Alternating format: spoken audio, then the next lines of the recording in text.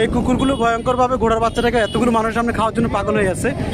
এগুলোকে বাঁচানোর জন্য আমাদের গাড়ি শুট থেকে আমরা হেল্প করতেছি। এই কুকুরটা পাগল হয়ে গেছে।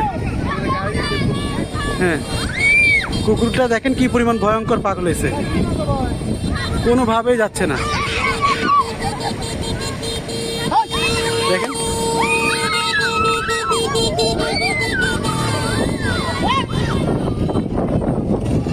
ভয়ঙ্কর অবস্থা। এই কুকুরটা বেশি অ্যাগ্রেসিভ হয়ে গেছে। ওরা শিকার করার জন্য কি অবস্থা করতেছে এতগুলো মানুষকে। লাঠি আনেন না,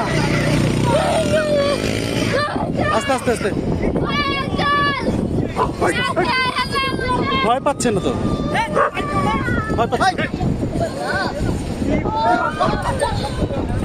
ভয় পাচ্ছে না, ভয় পাচ্ছে না। মারেন মারেন মারেন মারেন মারেন মারেন মারেন মারেন মারি ফেলেন কুত্তার বাচ্চা ফেলেন।